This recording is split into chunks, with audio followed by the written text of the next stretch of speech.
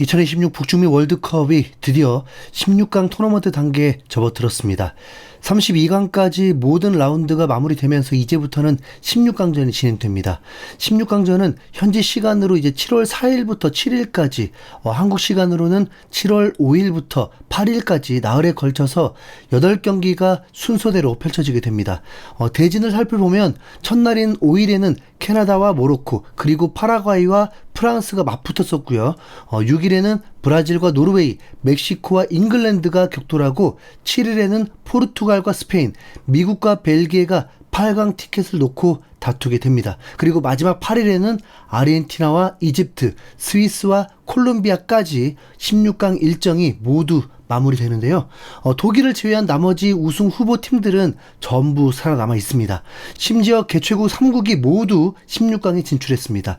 독일은 32강에서 파라과이에게 승부차기 끝에 패배하면서 충격적으로 탈락했지만 프랑스, 브라질, 아르헨티나, 스페인, 포르투갈, 잉글랜드, 벨기에 등 다른 강호들은 전부 다음 라운드 진출에 성공하면서 이번 대회 진짜 우승 후보들의 진검승부가 본격적으로 시작될 분위기입니다.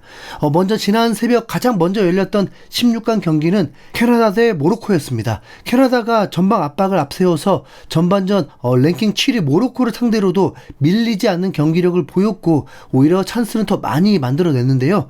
하지만 후반 5분 세트피스 실점을 시작으로 82분 그리고 추가 시간까지 연속 실점하면서 3대 0으로 0대 3으로 무너졌습니다.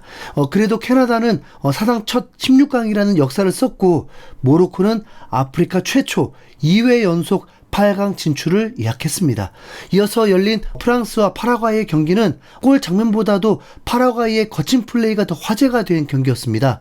우승 후보 프랑스는 극단적인 5백 수비에 전반전 내내 볼 점유율 80%를 가져가고도 찬스를 만들지 못하면서 0대 0으로 고전했는데요. 결국 후반 70분 교체 투입된 데지레 두에가 얻어낸 PK를 음바페가 해결하면서 1대 0으로 승리, 8강에 진출했습니다. 하지만 진짜 관전 포인트는 실점 이후에 파라과이의 태도였는데요. 제대로 안티풋볼로 대놓고 화풀이성 반칙을 쏟아냈습니다. 경기 후반부터 종료 시점까지 최소 7, 8차례에 달하는 거친 태클과 몸싸움, 심지어 주먹질까지 나오면서 프랑스 선수들과 몇 차례나 집단 충돌이 벌어졌는데요. 프랑스가 결과적으로 승리는 챙겼지만 팬들 입장에서는 축구 경기라기보다는 몸싸움을 지켜본 듯한 씁쓸한 뒷맛을 남긴 경기였습니다.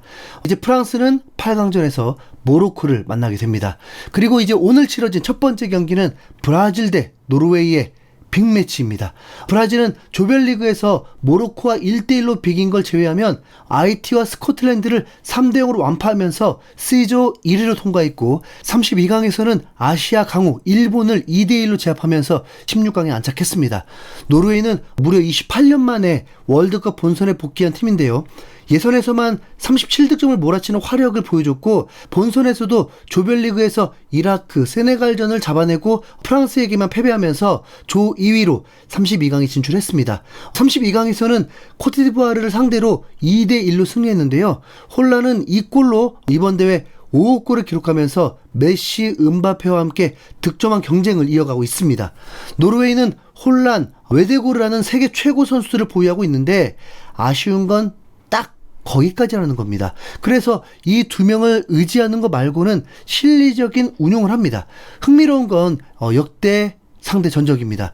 5회 우승국 브라질이지만 노르웨이를 상대로는 이상하게도 이겨본 적이 없는데요.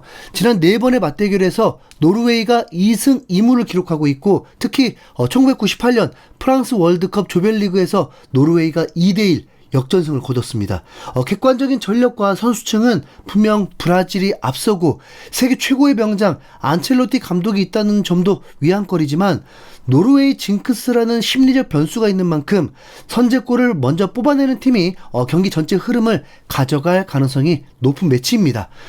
경기는 뉴욕 메트라이프 스타디움에서 열리게 되었는데요. 8만여 명의 관중이 가득 찼습니다. 전반전에 노르웨이는 브라질을 상대로 전혀 물러서지 않았습니다.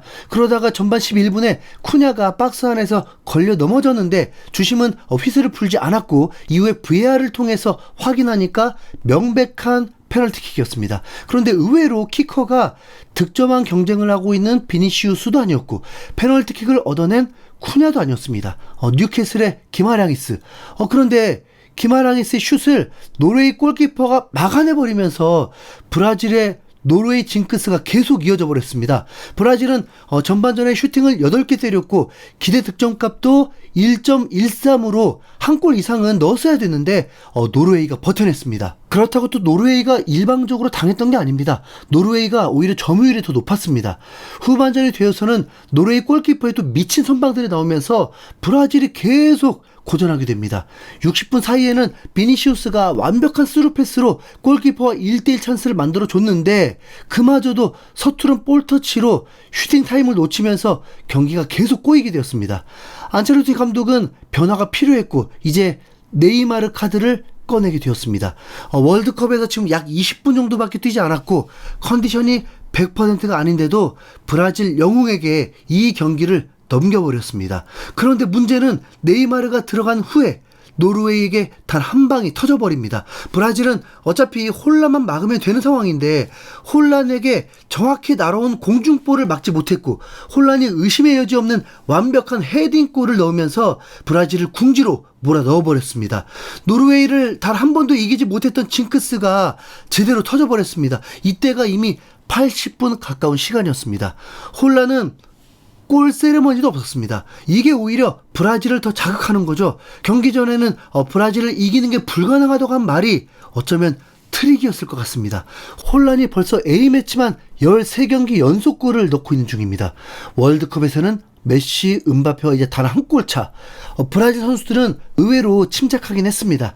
어차피 한 골 넣으면 연장 간다 이거였죠. 그런데 오히려 노르웨이가 계속 볼을 소유하는 상황이 이어졌습니다.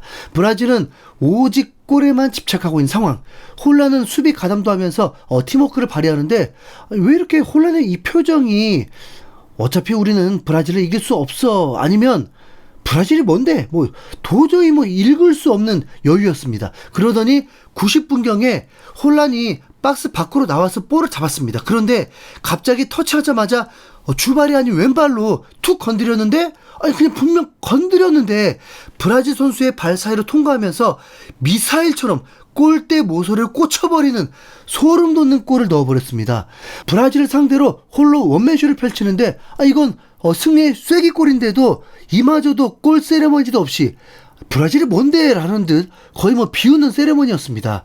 홀란은 이번 월드컵이 지금 첫 출전인데 첫 출전에 7골째를 넣고 있습니다. 와 진짜 미쳤죠. 안첼로티는 망연자실 의자에 앉아 있기만 했고 급기야 노르웨이 선수들의 조롱에 브라질이 참지 못하고 작은 소동도 일어나고 경기 종료 휘슬이 울리기 직전에 박스 안에서 파울이 나오면서 네이마르가 월드컵 마지막 골을 넣고 마무리가 됩니다. 브라질, 잉글랜드 둘 중에 우승이 나오길 바랬는데 브라질이 16강에서 탈락이라니. 네. 이러면 잉글랜드도 탈락인 건가요? 정말 미친 경기 잘 봤습니다. 이상 흰수염고래였습니다. 감사합니다.